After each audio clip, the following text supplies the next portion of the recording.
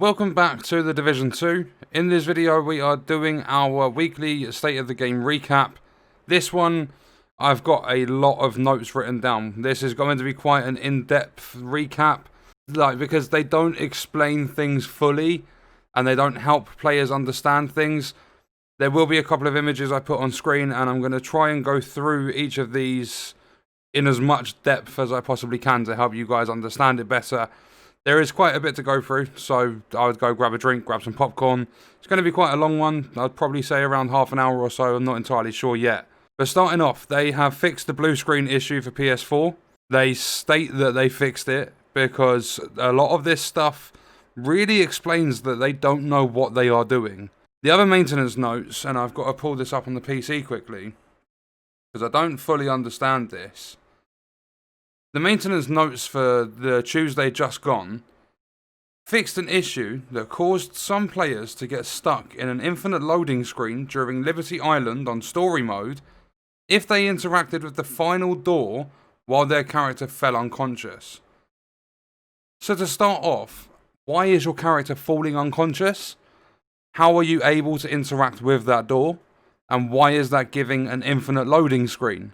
There are a lot of things going on with that. And it's Liberty Island, it's the Kena mission, and that's what they're focusing on over the actual bugs that are preventing progression and being able to go back to DC. They have asked yet again for more feedback because they know there are still blue screen issues. They haven't completely fixed it. Someone in chat mentioned something about leaving criticism, criticizing the game and leaving feedback and stuff. And they said that constructive criticism is welcome and people won't be banned as long as they are respectful. How about they take a leaf out of their own book and they start respecting us and the time that we've put into their game and the feedback we actually leave them. And that would make a nice change for the community. And there are some positives in here, but it's only positive if they execute it correctly, which is highly unlikely. So you will now see an image on screen which is showing you everything for Title Update 11.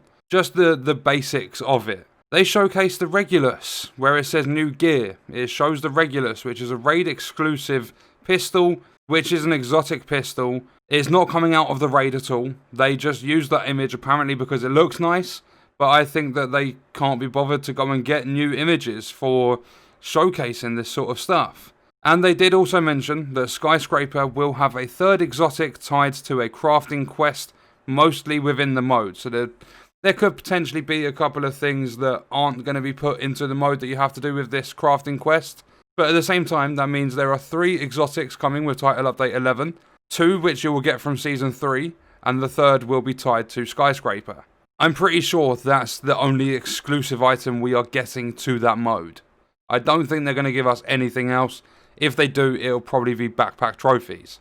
Another thing as well on the image, you will notice at the bottom right corner, it says agnostic mods. Agnostic can be used in terms of computing or religion, so they really for that should have just gone with the word generic.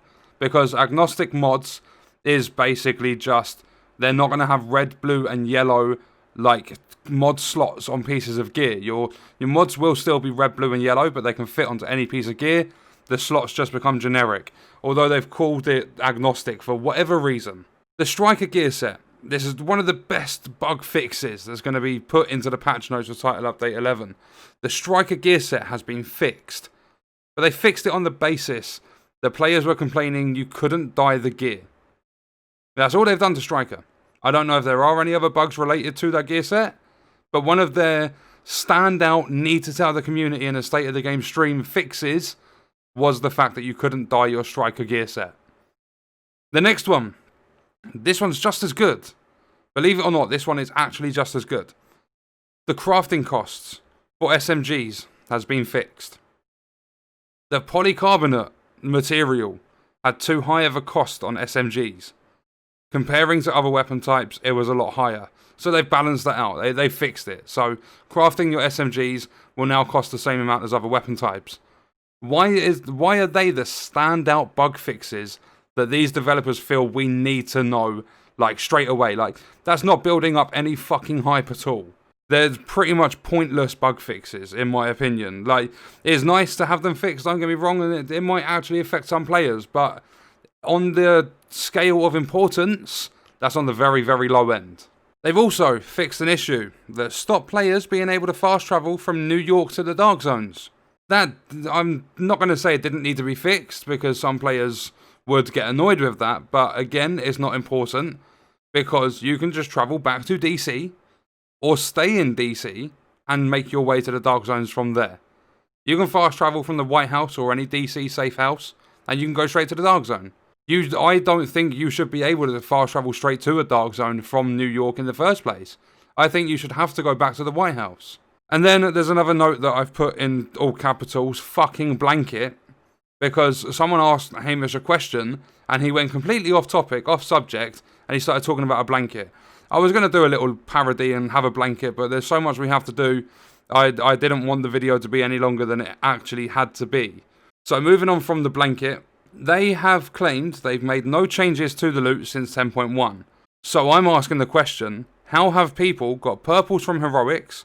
How are people getting 50% rolls on heroic gear when it should be above 60? Not even 60 for heroic and legendary, supposed to be above. And then how comes I nearly got maxed out stats on everything on the day of release for 10.1, and the quality of loot has since degraded quite rapidly? Then Nikki carried on to say it himself, the rolls on items are still pretty much the same. That's the exact words he used, pretty much the same. So some things have changed. They have a simulator, so they basically chuck things into the simulator. It simulates how it should happen in game, but then literally later on in that same sentence, Nikki also says that it doesn't simulate how the live game works. So why the fuck are you using a simulator that doesn't simulate how players would experience the game? That you shouldn't be doing sort of like stuff like that. You really shouldn't. Literally everything before the sentence was over, like it was consecutive sentences, 2 in a row. Nikki had contradicted himself before ending the sentence both times. And this is where we get into the nitty gritty of it. Stats will not show an accurate presentation on the UI. So when you see your stat percentage, let's say 10% weapon damage, the bar will sometimes look a little bit different. That is because they put a system in place to round the numbers up. So they basically get a 5.378651% recurring, and they round it down to 5.3% on the bar, but the stat goes up to 5.4%. That's similar to like how it would work based on what they are saying. They've got this system that rounds the percentages up and down, and it just doesn't leave an accurate presentation on the screen. Like what you see on your UI is not necessarily what that stat actually is. And the reason it doesn't work is because they implemented it. There is no other way to word that. They put it in the game, it doesn't work. So why not just take it out of the game? Then you would get an accurate presentation on the UI. There are simple things they could do with a lot of stuff that would fix the problems, but it just seems as though they've gone for a really, really fucking complicated like turn on it, and it's backfired. It's shot them in the foot. And not only that, after watching this state of the game, I'm really, really believing now that these developers do not know their arse from their elbow. Like, this was possibly the most controversial state of the game I've ever seen for this game. Because Nikki carried on to say it should not affect your loot with the rounding system. But how would they know if the rounding system takes over their on-screen presentation? They won't know if you're getting the right loot or not. If they can't correct the system that rounds up numbers for percentages and stats, how do they know you're actually getting the right gear? If a system's overtaking their ability, like it's overriding their ability to know and have the knowledge to know this stuff. And so I don't get how Nikki was able to say that. But then this is where it gets really, really juicy. The content you are playing, so open world activities, control points, missions, but that content you are playing is feeding the wrong difficulty to the loot system, which explains exactly why purples are dropping from heroic control point yellow boxes and why 50% rolls are dropping from heroic territory controls.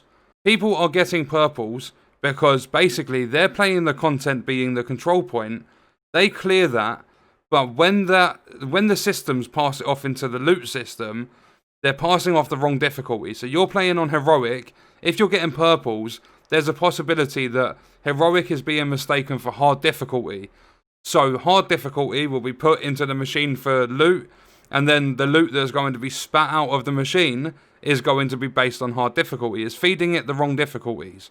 So in other words, the game's whole loot system is based on the content you are playing, and it's feeding information, the wrong information, into the loot system about the difficulty you are playing. So that's also why some players are getting much better gear on challenging difficulty. They've obviously found the bug, the players that are playing. It's causing the game to believe you're playing heroic or legendary, and that's why on challenging you're getting these really high rolls, is because the game's feeding the wrong difficulty into the loot system.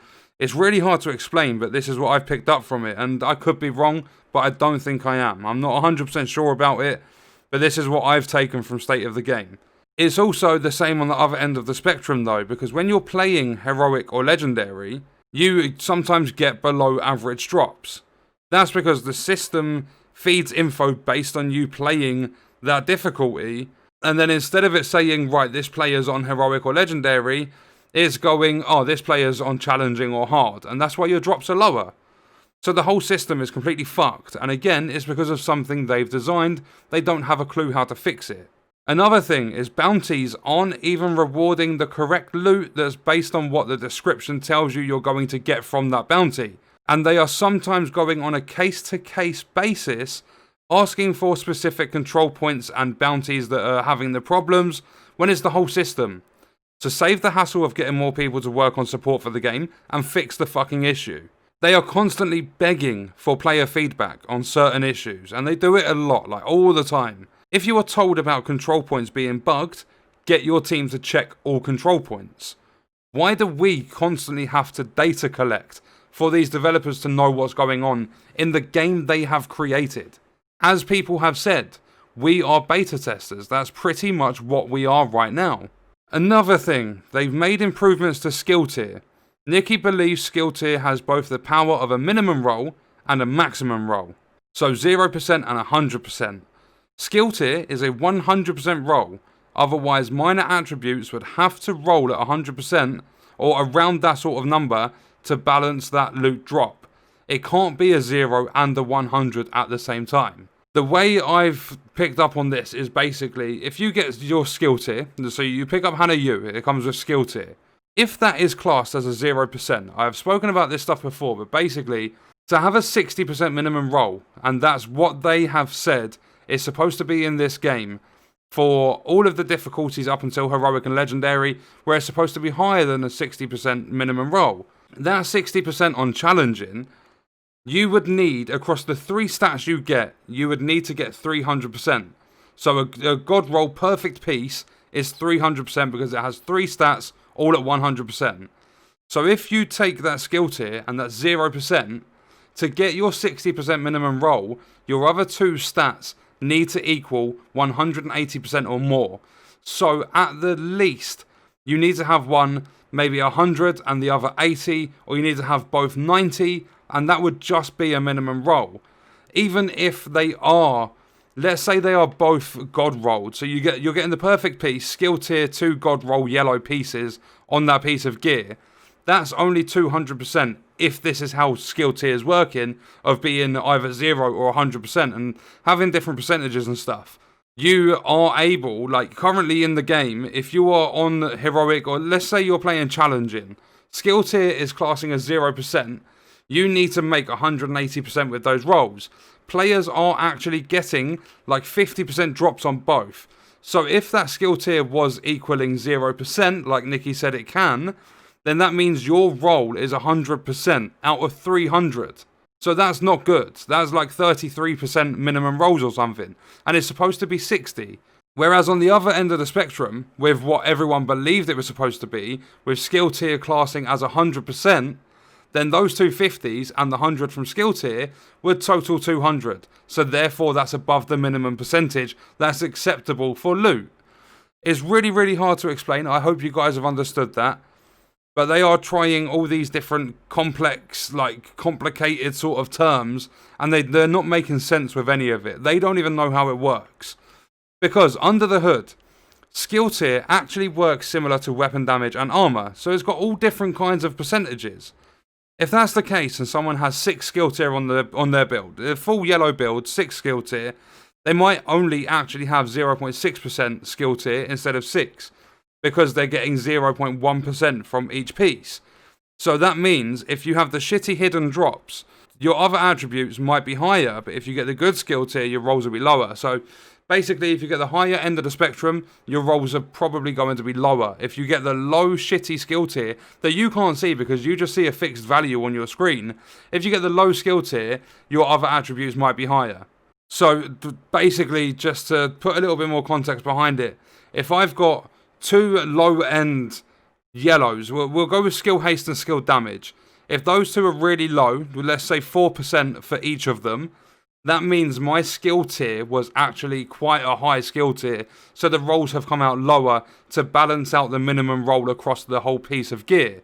Whereas if I get, let's say 10% for each of them, just to round it up, 10%, and we say 10% for both the skill haste and the skill damage, that means my skill tier was actually on the very, very low end.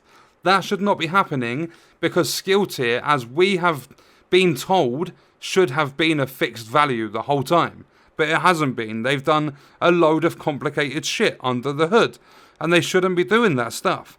They don't need to do that stuff. So what they've done now is they have excluded it.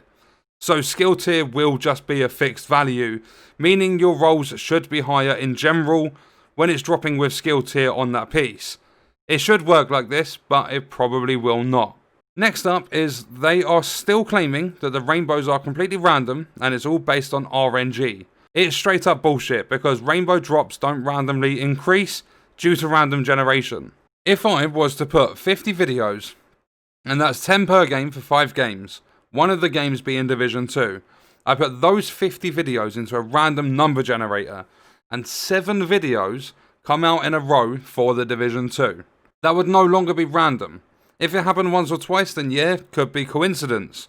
But the rainbows have been dropping on like 7 out of 10 loot drops for months now. There are lots and lots of rainbows. So either they have changed something in the coding that they don't even realize they've done, or their random generating system has malfunctioned. Something like that, because it's not just coincidence, it's not just an accident, or it's not just RNG. Them rainbow drops, they're happening far too often. They have been for a long time now. And they said they needed to find a balance for hybrids and fully spec'd builds. There has never been weighing in the attribute drop chances, so you've always had the same percentage of getting random rolls on your gear. I will put the image up on screen now. This is quite interesting, and this is where the game could become really, really good if they execute it properly. So chances are we're still fucked until title update 26,839. I don't know. It's going to be a long time. If this doesn't go well, the game's never going to get as good as Division 1's comeback. They're never going to make it like that. But there's a chance they could keep this game alive, and I really don't think title update 11 is it, unless they nail this. They have to absolutely get it spot on. The PTS for title update 11 will have a 100% chance of dropping the same colour minor attribute tied to the major or the core attribute for the first one. So looking at the image, you are going to see 9.4% weapon damage. That's your core/major attribute. Your 2 minors will be selected at random. So how the game is currently before title update 11, you will have an 8.3% chance of getting any of the 12 rolls for your first attribute. Then your second one, because one's eliminated, there's only 11 left, you have a 9.1% chance of it being any of them 11 attributes. So say your first one, you get crit chance. You've got a 9.1% chance of getting any of the others for that second attribute.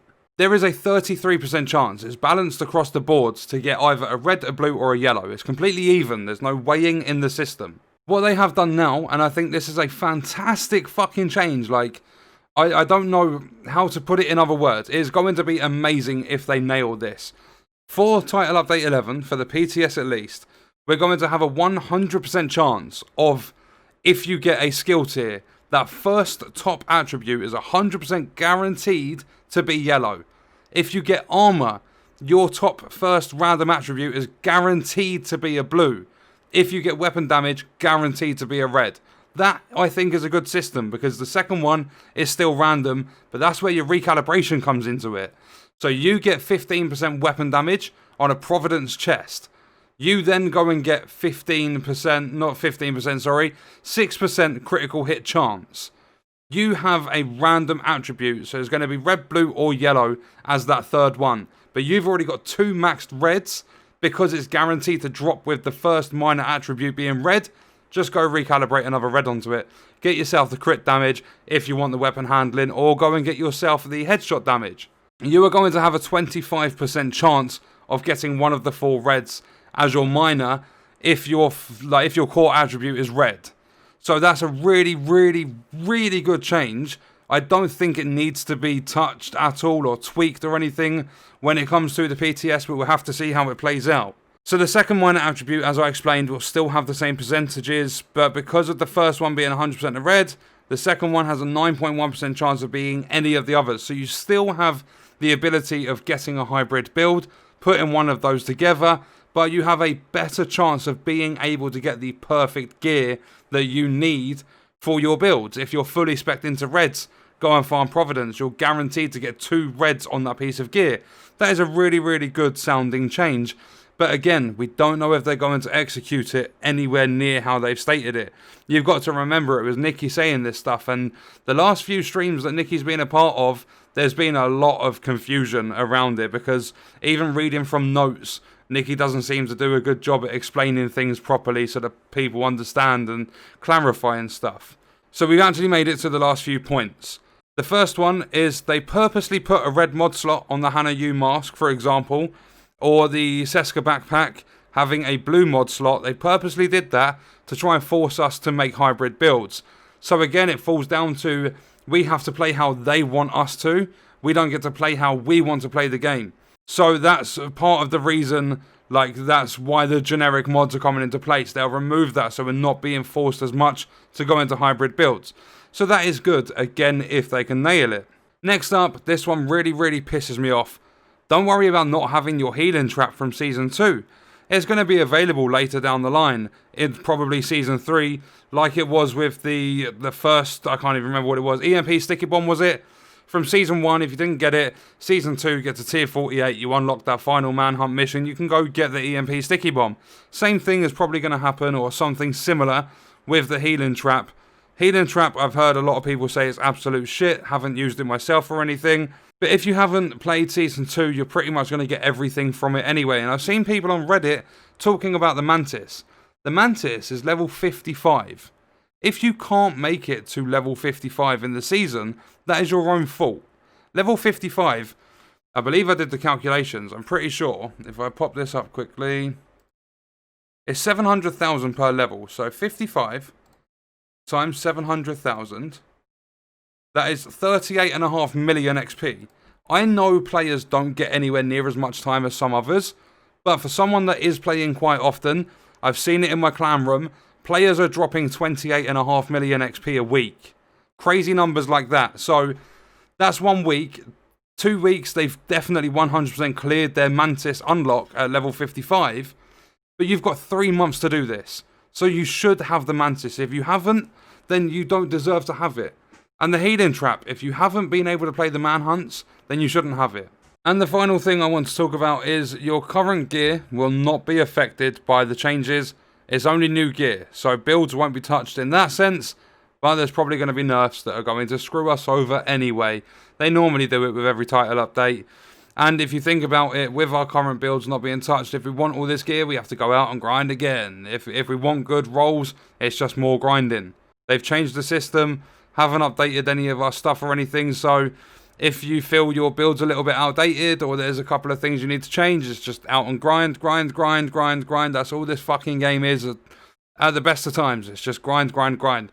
Skyscraper, I really hope there's more than just this exotic they're talking about, especially because it's not an exotic tied to, oh, you complete all 50 levels. You have to do a crafting quest. There's going to be challenges. It's going to be like the Dodge City Gunslinger holster or the Regulus if you played the Iron Horse Raid. It's going to be similar, and it's annoying. But that is my notes. That's a recap. I really hope you guys understood. That was a long one. It is nearly half an hour of recording, and there won't be too many cuts. But I really hope you understand the way I've put it. If you are still stuck, then let me know in the comments. I'll always be glad to help wherever I can possible. But that's going to do it for this video. I hope you guys enjoyed it. Thank you for watching.